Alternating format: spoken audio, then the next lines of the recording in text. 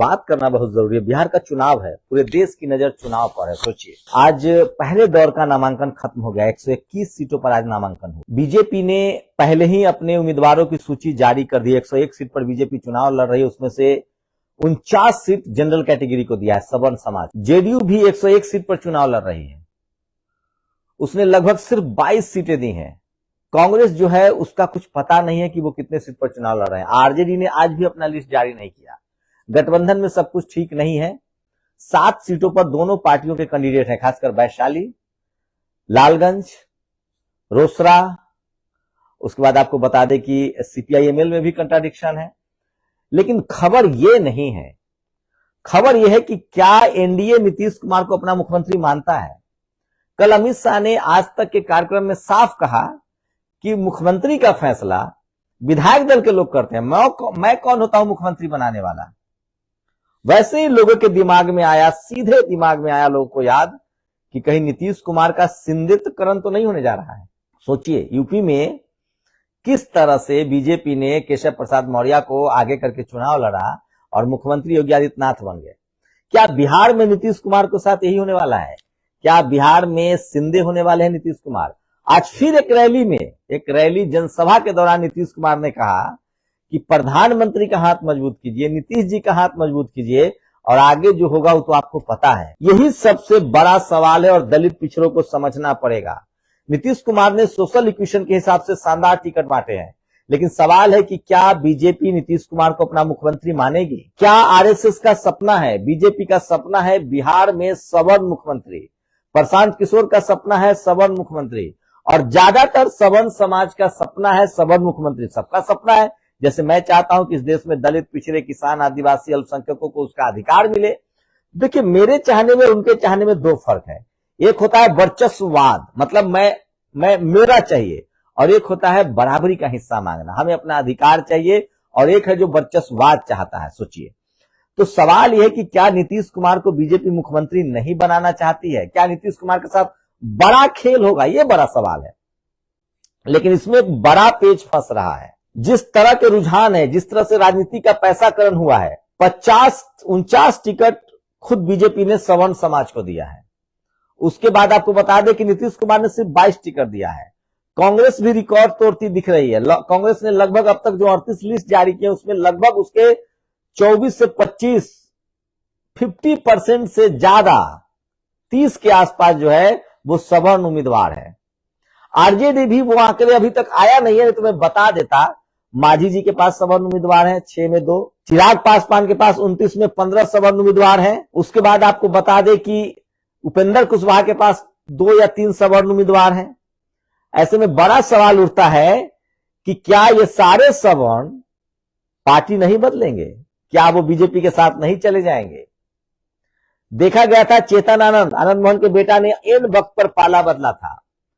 तो अब गेंद दलित, पिछड़े, किसान, आदिवासी, अल्पसंख्यकों के उम्मीदवारों के हाथ में है।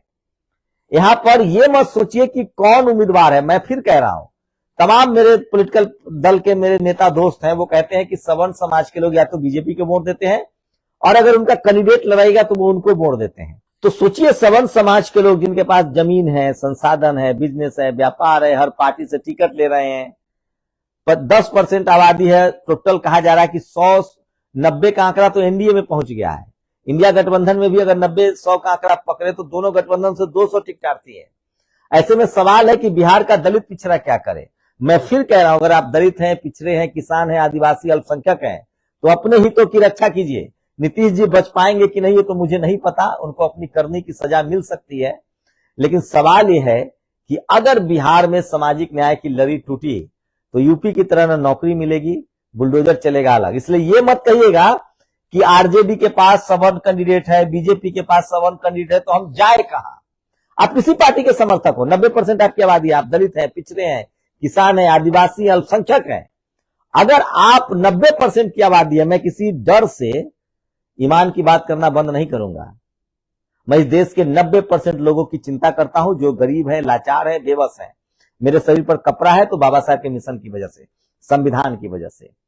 मैं आज बोल पा रहा हूं तो बहुजन महापुरुषों की वजह से, फूले, पेरियार, अंबेडकर, साहू जी महाराज, गाडगे, सोनीलाल पटेल, मान्यवर कांसीराम साहब, शरद यादव, हेमंत सोरेन, शिबू सोरेन, तमाम बहुजन महापुरुष, जगदेव बाबू, कर्पूरी ठाकुर की आंदोलन की वजह से, यहां तक कि लालू प्रसाद यादव, नीतीश कुमार, रामविलास पासवान जी, मायावती जी, ये तमाम लोगों की वजह से आज बहुजन समाज के लोग सचेत हुए। मैं इसलिए आपसे गुजारिश कर रहा हूं कि आप किसी भी पार्टी के समर्थक हो, किसी भी पार्टी के समर्थक हो, अगर आप दलित, पिछड़े, किसान, आदिवासी, अल्पसंख्यक है तो सवर्ण समाज से सीखिए।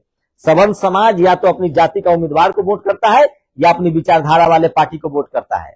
तो आप भी किसी पार्टी के समर्थक हो, अपनी जाति का उम्मीदवार देखिए और ये मत कहिए कि आरजेडी का भी सवर्ण है और बीजेपी का भी सवर्ण है। तो समाज, तो यहां बीएसपी भी चुनाव लड़ रही है और चंद्रशेखर आजाद की पार्टी भी चुनाव लड़ रही है और बीएसपी भी बड़ी संख्या में बहुजनों को टिकट दे रही है और चंद्रशेखर आजाद की पार्टी भी बड़ी संख्या में लोगों को टिकट दे रही है। तो ये मत कहिए कि उम्मीदवार की कमी नहीं है। अगर इस बार आप चूक गए तो चूक गए। इसीलिए कहा गया था, मान्यवर कांसीराम साहब ने कहा था कि जिसकी जितनी संख्या भारी उसकी उतनी हिस्सेदारी। जगदेव बाबू ने अपनी शहादत दी है, बाबा साहब के 4 बच्चे मरे हैं, जननायक कर्पूरी ठाकुर ने गालियां खाई है, लालू यादव जेल खट रहे हैं, रामविलास जी की संघर्ष है, तमाम बहुजन महापुरुषों ने संघर्ष इसलिए नहीं किया है कि आप अपना हक अधिकार छोड़ दे। बीजेपी आएगी तो नौकरी जाएगी, आरक्षण जाएगा, बुलडोजर चलेगा, सो अलग। इसलिए अगर आप दलित, पिछड़ा, किसान, आदिवासी, अल्पसंख्यक हैं तो बिल्ली मत चुन लीजिए, दही की रक्षा के लिए खा जाएगी वो। जो भी पार्टी मिले उसका अगर दलित, पिछड़ा उम्मीदवार है तो उसको वोट दीजिए, क्योंकि वोट का राज छोट का राज। अगर बाबा साहब का वोट का अधिकार न होता तो आज मैं बात न कर रहा होता। राजनीति का पैसाकरण हुआ है, सवर्ण समाज के पास पैसा है, सभी पार्टियों से टिकट ले रहे हैं। सचेत रहिएगा, मेरा काम है सचेत करना। किसी भी सीट पर कोई दलित, पिछड़ा चुनाव नहीं लड़ रहा है, इसकी कोई ये संभव नहीं है। रिजर्व सीट पर सोचिए 19%, 20% दलित समाज, उनको सिर्फ रिजर्व सीट दिया जा रहा है। ओबीसी का हिस्सा खाया जा रहा है, ईबीसी का हिस्सा खाया जा रहा है, अल्पसंख्यक का हिस्सा खाया जा रहा है। सवर्ण समाज का टिकट में बोलबाला है, लेकिन वोट नहीं है उनके पास। उनके पास 100 में 10 वोट है, 90 वोट आपके पास है। लोकतंत्र को रखना है, सामाजिक न्याय को रखना है। अगर आप दलित, पिछड़ा, किसान, आदिवासी, अल्पसंख्यक हैं तो वोट के राज से छोट का राज लाइए। मेरा काम है आपको आगाह करना, बाकी आप समझदार हैं। बहुत बहुत शुक्रिया। नेशनल दस्तक की आपसे गुजारिश है कि अगर इसको बचाना चाहते हैं तो नेशनल दस्तक को सब्सक्राइब करने के लिए रेड कलर के सब्सक्राइब बटन को दबाएं, फिर बेल आइकन की घंटी दबाएं। नेशनल दस्तक को बचाने के लिए बहुत जरूरी है कि हर खबर को शेयर करें, लाइक करें, कमेंट जरूर करें।